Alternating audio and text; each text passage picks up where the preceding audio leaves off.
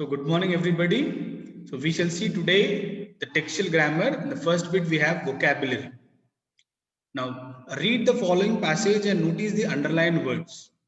It was Sunday evening. It was already dark. We wanted to watch the film Gajni. We had a square meal and came out. There were no lights. There was a power cut. It was pitch dark. It was bitterly cold. We looked here and there. Now just see the words which are underlined here. Square mill, pitch dark, bitterly cold. What are these words called as? These words are called as collocations. They are called as collocations. Now let me give the meaning of this particular word square meal. Square meal means having a balanced diet or eating food or a meal sufficiently to your satisfaction. That's a square meal. If you eat according to your hunger, or if you eat the food according to your satisfaction, or if you eat the meal in a balanced way, that will be considered a square meal. And pitch dark is completely dark, like midnight, 1 o'clock or 12 o'clock. It is completely dark. And bitterly cold means which is very very cold, utmost cold. Like winter season, if the temperature falls very less, that is called as bitterly cold. So square meal, pitch dark, bitterly cold. If you observe these words which are underlined, they are found together. They are the combination like square and meal, pitch and dark, bitterly and cold. So what is collocations actually? See, the meaning is that means that they co-occur. They co-occur means, for example, these two words will be occurring in any sentence or anywhere in English as a partner words, as a combined word. Like pitch dark. Pitch dark is something which is completely dark. You cannot say light dark, or you cannot say a gloom dark, or you cannot say like danger dark. These words are framed in such a way that they come with the other word as combination to give a in-depth meaning. Okay, to give a correct, exact and emphatic meaning. I mean, we are trying to focus more on this particular word. That is the reason these words are used as collocations. Such co-occurring words or word combinations are called as collocation. What are they called as? They are called as collocation. Why are they called as collocation? Because these are the words which are coming with combination, and these words cannot be replaced with the other word. Okay, for example, dark cannot be replaced with other word. This particular pitch word, okay, it is very apt and it is very suitable. Those words which are occurring like co, I mean one word with the other word, like partner words or words combining, are called as collocations. Co plus locate equal to collocate. Now here we have some examples. Let me scroll down here. Let us look at the another example. Generally in English we say ride a motorcycle. We don't say drive a motorcycle. We say drive a car, but we don't say ride a car. Okay, this right word is the apt word or the clear word for motorcycle or ride a bicycle. Similarly, drive word is suitable for driving a car, driving a bus, or driving some other vehicle. So we cannot say like drive a cycle, or you cannot say drive a motorbike. Okay, we have to say only we have to drive a car. So we don't say drive a motorcycle. Okay, now I would like to give you some more in-depth meaning of collocations. Let me share one more thing.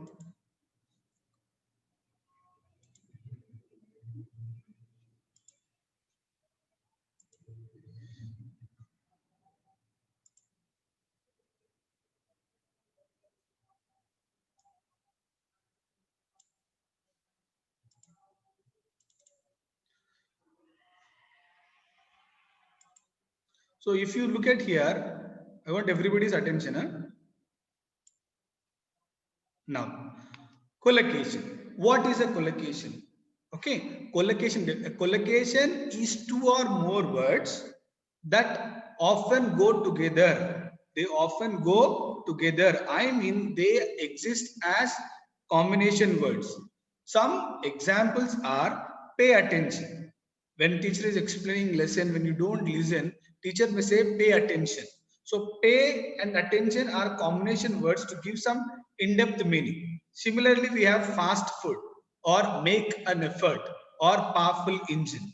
So to describe something, we use some extra word to make the meaning very clear and to focus on that particular word. That is the reason these words are used as combinations. Collocation makes it easier to avoid overused or ambiguous, confusion. Words like very and nice or beautiful. By using a pair of words that fits the context and has a more precise meaning. So to have a precise meaning, to have a clear meaning, sometimes we try to replace with, we will try to substitute very and nice with the other words. Always you say, very good, very attractive, very nice, something like that. So in order to replace these words, we use some other words as a partner word to give the meaning more emphatically. Okay, so that it will help your English sound naturally like a native speaker. Examples of collocations are, for example, he had intended to take a holiday. Take a holiday. So that is a collocation. Similarly, we wanted to see if he could get a job with us. Get a job. Similarly, I might take a lesson from you. Take a lesson and get a degree. I will take a look at something, have a look or take a look, or get angry, do a favor, make a right choice, do a report, make a contract, do homework, make a deal, go bankrupt. Now all these words, they are called as collocations. So what are collocations? Collocations are two or more words that often go together, that always go together as a combination of words in order to give a proper meaning or in order to focus on the word a little bit more. That is the meaning of collocations.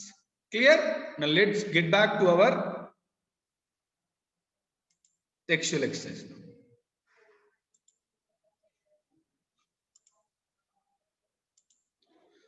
So here we have, for example, 1 minute.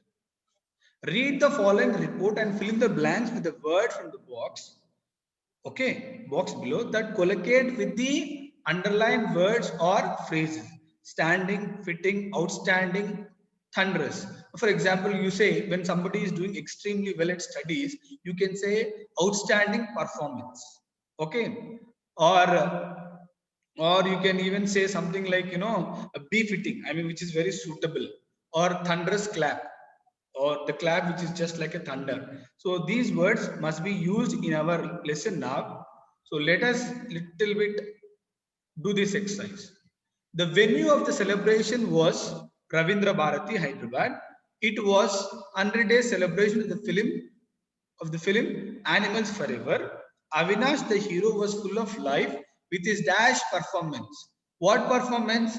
Outstanding performance. I request everyone to please take out their textbook and write the answers. Outstanding performance. The word is outstanding performance. If you have a textbook, please take the textbook and make a note of it. He was admired by everyone. In fact, he was considered to be the main reason for the success of the film. The hall resonated. Resonated means evaporate. Resound. Resonated with thunderous clapping. How is the clapping? The clapping is just like a thunder. Everybody started to appreciate. So in order to give that extra momentum or extra importance to clapping, we are using it by other word, that is thunderous. So thunderous and clapping together, they form a collocation. Now when he came onto the dais, the auditorium with packed audience honored him with a dash ovation. What ovation? Ovation means getting up. So what is our suitable word there? It will be standing ovation. When someone does something great, or when somebody is going to receive an award, or when he has done some great achievement, in order to appreciate him, we stand and we clap. Okay, that is called as a standing ovation. So the word that what you're supposed to write is standing ovation. The producer felicitated everyone in the unit in a dash manner. What manner? Okay, the answer will be Fitting manner, FITTING, fitting manner or befitting manner. Fitting manner means manner is in one way. So fitting manner means trying to appreciate the people according to their work they have done. See, you have got a first rank. Let me give an example. You have got a first rank. If I simply ask you to get up, please get up, and if I ask children to clap, that may not be something. But if I call you on the dais and announce that so and so student of so and so class has stood first, competing with 75 students, he or she has been the topper in the class, making you to stand on the stage and giving a word of appraisal or praising you or adoring you, that will be more befitting. Okay, so the word there, what you're supposed to write is befitting. I will repeat the answers here. The first one will be outstanding performance. Second one will be thunderous clapping. Third one will be standing ovation. And the fourth one will be fitting manner. Okay, let's go further. I hope you have understood. Collocations are the word that come with a combination of two or more words. Okay, they are generally used to replace very nice words. Very oftenly we use very, very good, very good. Okay, splendid looking we can write, no? Why only very good looking? We can write splendid looking, marvelous looking. Okay, these words are replaced in order to give a befitting meaning or emphasis to a particular word. So they are collocations. Right? Now let's go further. One word substitutes.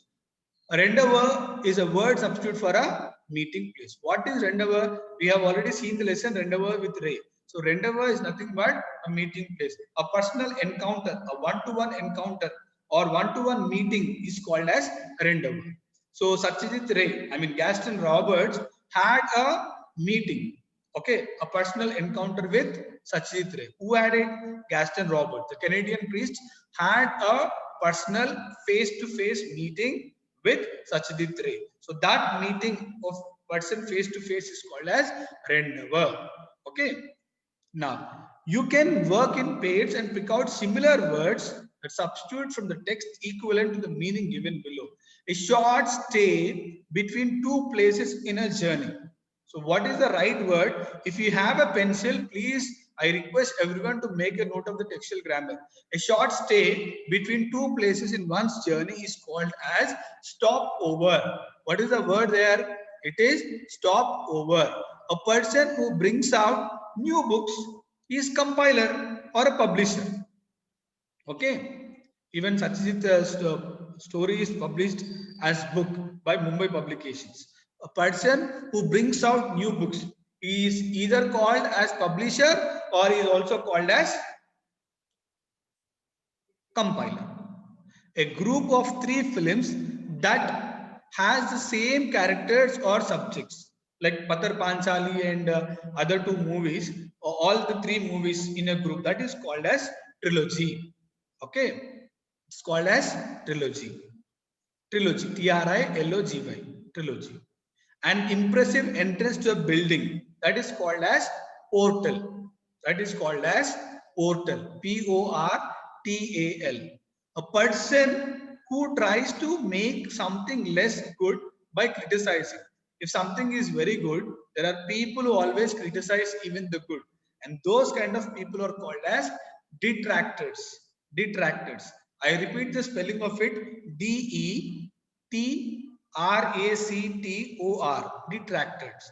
Okay, a person who tries to make something less good by criticizing it. They are called as detractors. Next one, a person who is extremely important, extremely important or large in size. So the meaning will be colossus. COL. I will repeat the word. I have 1 second. Yeah, COLOSSUS, colossus. A person who tries to make something, a person who is extremely important. If you wanted to make someone as important, or if you want to regard that person as a great person, then you say colossus. COLOSSUS. Next one. A person who is responsible for a crime. Generally, that person will be called as culprit. Okay, culprit. C-U-L-P-R-I-T. Culprit. Okay, and after that you have, yeah, a handwritten document. So this is culprit. Handwritten document. Charulata is a movie script that was missing. Somebody has stolen it, right? The handwritten paper will be called as manuscript. M-A-N-U-S-C-R-I-P-T. Manuscript. Handwritten document is called as manuscript. Okay, and similarly, a statement that expresses something people believe is true and is to be followed. So that is called as dictum. Any statement which is accepted that it is correct, and if it is true and if it is be followed, then that is called as dictum. Okay. Next one, using more than the words that are needed, that is called as verbose. If anybody is using more words than required, sometimes we ask you to go for elocution or essay writing or extempore speech, we'll ask you to restrict your essay writing to 250 words or elocution only to like 2 minutes. If you go beyond that than required, then if you are using more words than needed, that is called as verbose. Next one, something designed to teach people some moral. If you wanted to teach a moral, then that is called as didactic. D-I-D-A-C-T-I-C. D-I-D-A-C-T-I-C. Didactic. Using something designed to teach some moral. A person who is not sure about the existence of God. Agnostic. Agnostic. Even it is also called as atheist, but here the meaning will be agnostic. That means these people are not sure whether God is there in existence or not. They don't believe that God is existing. Such kind of people are called as agnostic. A branch of philosophy that studies the principles of beauty, okay, that is called as aestheticism. And here the word is aesthetics.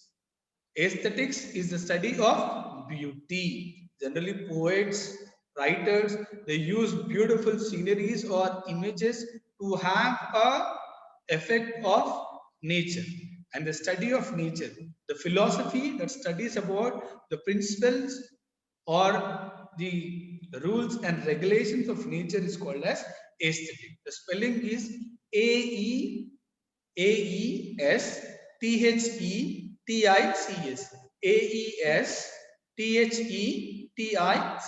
That is aesthetics. A result of a situation or an action. The result of these two people's friendship has led to a film organization, right? Yes or no? In Sachidit relation, so that is fallout. The meaning is a result of a situation or an action is called as fallout. And most of Satyajit Ray movies are documentary, a film that gives facts about something. Now, whatever movies you see on in the cinema theater, they are not documentary. Generally, when you see Discovery Channel or National Geographic Channel, there will be some movies which are called as documentary movies. A film that gives facts about something, that is called as a documentary movie. Documentary. DOCUMENTARY. So these are the words with substitute group of words. So with this, we'll finish the second unit and let's go to the third one.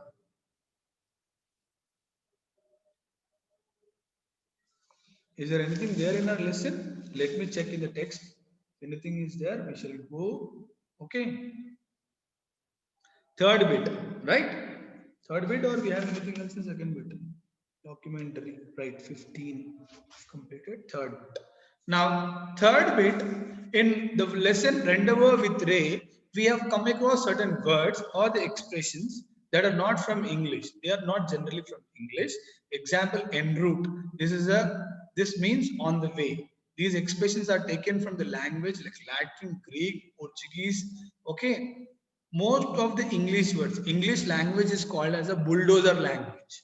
English language is called as a bulldozer language. Bulldozer is very heavy and very strong. What does English do? It enters into other language like Greek language or Latin language or some other French language, and it will try to receive. It will take the words and it will start dominating the other languages. That is the reason English is called as a bulldozer language. There are certain instances where these expressions are used in English, perhaps because of their precision and meaning, because these words will be suitable there or apt. That's the reason some of the words are taken from some other language and they have been introduced into English language. Now let us see the first one, en masse, all together in large number. So en masse is not an English word. It's either a Greek word or a Portuguese word or a Latin word. So the meaning is all together in large number. Similarly, viva voce. So when you go to your intermediate after doing the project or after doing your dissection, if it is BPC, you do the dissection, or if it is MPC or a chemistry or physics, you do an experiment. After doing an experiment, the examiner is going to ask you several questions as a part of the exam. That oral exam is called as viva voce, a spoken exam or an oral exam. In toto means totally. Alma mater. Alma mater means okay, school or university, mother of the soul. Alma mater. Okay, education has become the alma mater of everybody's life. Now, education has become a school or it has become a university. Ex officio includes people of the rank or a job by virtue of office. Now, these ex officio means these people have worked in an office, they have been retired, and those people are called as ex officio. In absentia, in the absence of. So, rather to say, in the absence of, we can even use the word in absentia. Deter, a longer route we take to avoid a danger. Similarly, verbatim, word for word, exactly as spoken or written. True words that are written or spoken word by word, if you write them or if you speak, then that is called as verbatim. Status quo means situation as it is now. The status quo of coronavirus is something. Status quo means situation as if now. And ad hoc, not planned in advance. Ad hoc means, I mean, for example, ad hoc will be used for contract teachers or contract lecturers. Ad hoc basis means, not planned. I mean, your job is not permanent, but it's like temporary. So they give it like that. And bona fide, genuine, real, or legal. Now, after completing your 10th class, you take a bona fide and TC. So bona fide means something which is genuine or which is legal or which is something real which is given by some organization. Lingua franca. English is called as a lingua franca language. Meaning is link language. And Magnus Opus. Yesterday we have seen Savitri, Ardhangi movie, and Misamma has become a Magnus Opus or even Maya Bazaar, the greatest work. And sign die indefinitely. So indefinitely. So these are the words, okay, which are taken from other language, which are used into English language. So we have only 5 minutes time. I am stopping my class. Hope you have understood. I will share this video in the OAKS app or in the YouTube link. Please, those who have not attended, like 54 have not attended, like 20 have not attended, please have a look at it. Okay? Right.